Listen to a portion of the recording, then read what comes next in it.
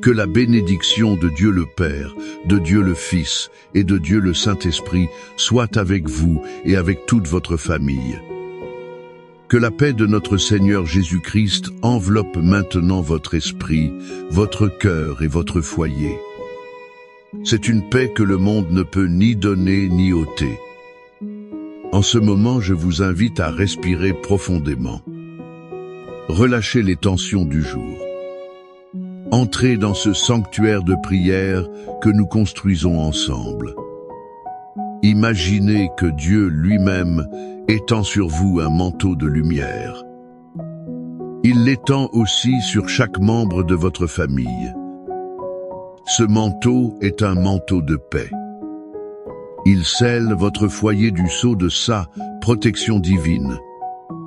Laissez toute anxiété, toute préoccupation et toute peur se dissiper en la présence aimante de notre Père. Nous sommes ici, ensemble, comme un seul corps. Nous crions pour le bien le plus précieux que nous ayons, notre famille. Et dans l'unité de la foi, nous nous levons en bataille spirituelle. Nous le faisons avec l'autorité qui nous a été conférée au nom de Jésus. Nous nous positionnons comme gardiens de nos foyers. Nous sommes des intercesseurs pour nos lignées. Au nom de Jésus-Christ de Nazareth, nous déclarons que notre famille appartient au Seigneur. Nous déclarons que les portes de notre maison sont marquées du sang de l'agneau. L'ange de la mort, l'esprit de destruction, n'a pas le pouvoir d'y entrer. Nous brisons maintenant toute forteresse de discorde. Nous brisons tout mur de manque de communication. Nous brisons tout esprit de division qui a tenté de s'infiltrer dans nos relations. Nous défaisons, par la puissance du nom de Jésus, toute œuvre de sorcellerie. Nous défaisons toute parole de malédiction lancée contre notre mariage. Nous défaisons celle lancée contre nos enfants et nos finances. Nous réprimandons l'esprit de rébellion, l'addiction, la dépression et la maladie. Nous leur ordonnons de se retirer maintenant de nos vies. Qu'ils se retirent aussi des vies de nos proches. Nous annulons toute malédiction héréditaire, tout modèle de divorce, de misère et de maladie. Ces mots se sont répétés dans notre lignée familiale. Par la puissance du sang de Jésus, nous déclarons que nous sommes une nouvelle création. Notre histoire est réécrite par la main de Dieu. Nous proclamons que notre foyer est un territoire saint. C'est un lieu de refuge, d'amour, de paix et de prospérité. La joie du Seigneur est notre force. Aucune arme forgée contre notre famille ne prospérera. Nous revêtons l'armure de Dieu. Nous déclarons la victoire complète et absolue qui nous a déjà été acquise à la croix du Calvaire. Maintenant, calmez votre cœur et permettez à l'Esprit Saint de servir votre âme. Je veux vous emmener à l'une des histoires les plus profondes et émouvantes de toute l'Écriture. C'est une histoire qui révèle le cœur de notre Père céleste. C'est l'histoire du Père aimant et de son Fils prodigue. Elle se trouve dans l'Évangile de Luc, chapitre 15. Imaginez la scène. Un jeune homme, le fils cadet. Il est plein de lui-même, impatient et égoïste. Il s'approche de son père et fait la demande la plus douloureuse qu'un fils puisse faire. Il dit « Père, donne-moi la part des biens qui me revient. » En substance, il disait « Père, pour moi, tu es déjà mort. Je veux mon héritage maintenant. » Pouvez-vous sentir la douleur dans le cœur de ce père? Malgré cela, avec une douleur silencieuse, il divise ses biens et le laisse partir. Le fils part pour une terre lointaine. Là, la Bible dit qu'il gaspille tout ce qu'il a, vivant de manière dissolue. La fête se termine, l'argent s'en va. Une grande famine dévaste cette terre. Le jeune homme, qui avait tout auparavant, se retrouve maintenant dans la plus profonde misère. Il désire manger la nourriture des porcs. Il est sale, affamé, seul et brisé. C'est au fond du gouffre, au milieu de la porcherie, qu'il revient à lui. Il se souvient de la maison de son père, où même les serviteurs avaient du pain en abondance. Pendant ce temps, lui mourait de faim.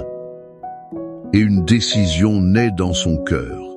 Je me lèverai et j'irai vers mon père. Il prépare un discours de repentance. Il prévoit de demander à être traité comme un simple serviteur. Il ne se sentait plus digne d'être appelé fils. Et puis, il commence la longue et honteuse route de retour à la maison. Mais la partie la plus puissante de l'histoire ne concerne pas le fils. Elle concerne le père. L'Écriture nous dit, alors qu'il était encore loin, son père le vit. Il fut ému d'une profonde compassion. Il courut, se jeta à son cou et l'embrassa. Pensez-y. Le père n'était pas les bras croisés, attendant des excuses. Il était sur la véranda, tous les jours, regardant la route. Il attendait, désirant ardemment le retour de son fils. Il n'a pas attendu que le fils arrive et s'humilie. Il a couru. Dans cette culture, un homme âgé qui courait blessait sa dignité. Mais l'amour de ce père était plus grand que sa dignité. Il a couru, a embrassé le fils sale et malodorant. Il l'a couvert de baisons, interrompant son discours préparé. Il n'a pas dit « je te l'avais dit ». Il n'a pas demandé d'explication. Il a simplement célébré. Il ordonna « apportez vite la meilleure robe et revêtez-le. Mettez-lui un anneau au doigt et des sandales aux pieds. Amenez le veau gras, tuez-le. Mangeons et réjouissons-nous. Car mon fils était mort et il est revenu à la vie. Il était perdu et il a été retrouvé. Il a entièrement restauré l'honneur, l'identité et la position de son fils. De cette histoire, nous tirons des leçons. Elles sont un baume pour les blessures de notre âme et de notre famille. La première leçon est celle-ci. L'amour de Dieu pour vous est inconditionnel et inlassable. Cela s'applique aussi à votre famille. Peut-être êtes-vous un père ou une mère. Votre cœur est brisé par un enfant qui s'est égaré et a fait de mauvais choix. Peut-être vous sentez-vous comme ce père. Vous regardez la route tous les jours, le cœur serré de nostalgie et d'inquiétude. Écoutez la voix de Dieu aujourd'hui. Il n'a pas abandonné votre enfant. Son amour le poursuit, l'entoure. Au bon moment, il le fera revenir à lui-même. Continuez d'attendre, continuez de prier, continuez d'aimer. Car notre Père Céleste est le plus intéressé par la restauration de votre foyer.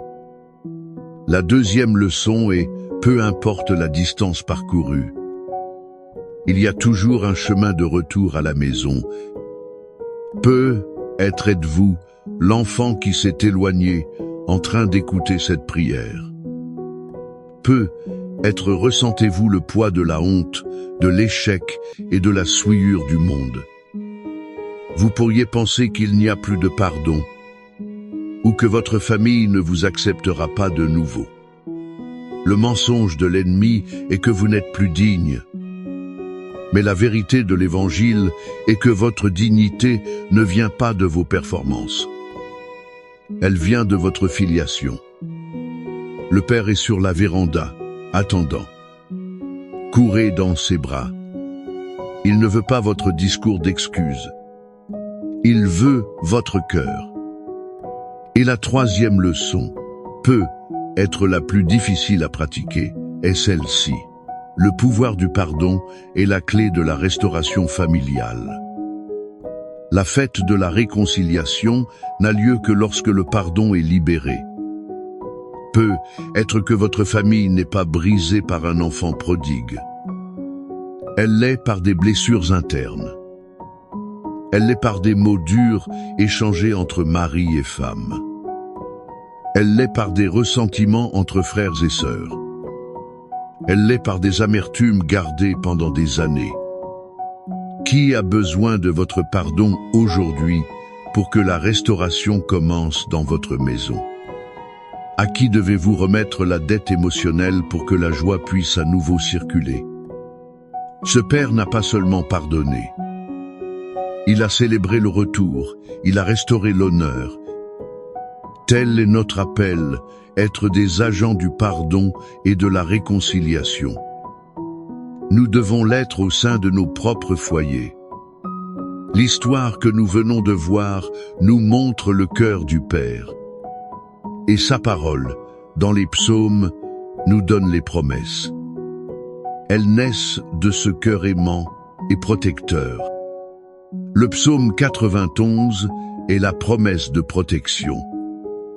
Ce Père céleste l'offre à chacun de ses enfants. C'est le bouclier de la foi que nous pouvons élever sur notre famille. Et le psaume 23 est la certitude que ce même Père nous guide. Comme un bon berger, il nous pourvoit et nous soutient à chaque étape du voyage. Je vous invite maintenant à fermer les yeux si possible. Mettez votre main sur votre cœur. Recevez ces paroles non pas comme une simple lecture. Recevez-les comme un décret prophétique de Dieu sur votre vie et votre famille. Laissez chaque verset devenir une brique dans la muraille de protection autour de votre foyer. Celui qui demeure sous l'abri du Très-Haut reposera à l'ombre du Tout-Puissant. Je dirai de l'Éternel, il est mon refuge et ma forteresse. Mon Dieu, en qui je me confie, car c'est lui qui te délivrera du filet de l'oiseleur, de la peste pernicieuse.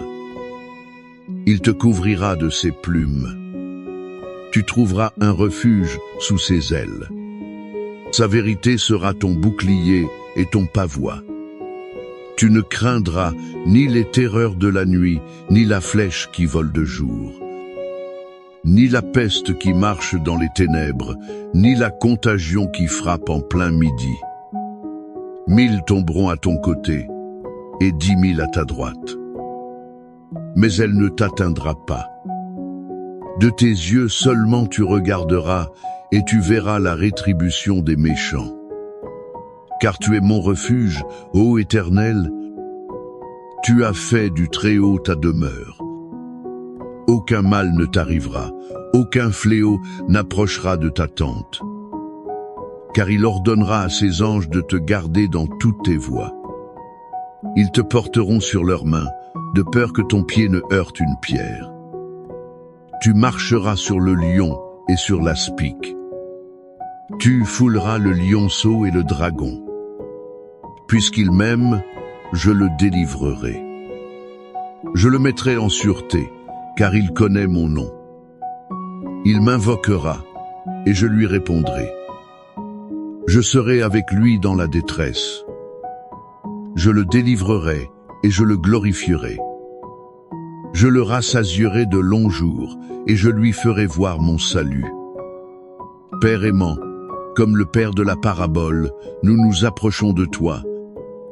Notre cœur est rempli de foi, fondé sur tes promesses, infaillibles.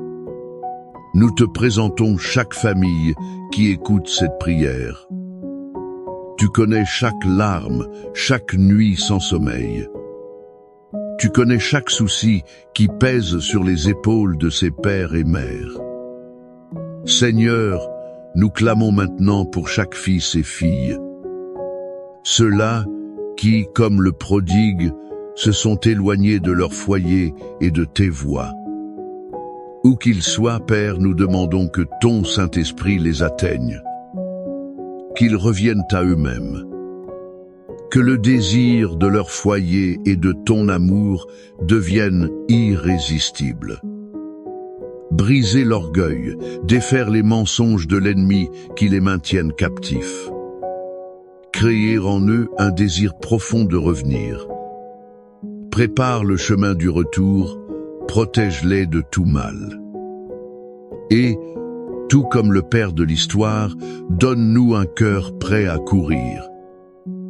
Un cœur prêt à embrasser et à pardonner sans restriction.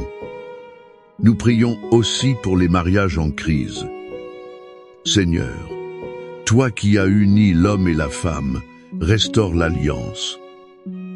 Celle-ci a été brisée par l'indifférence, la trahison et les paroles dures.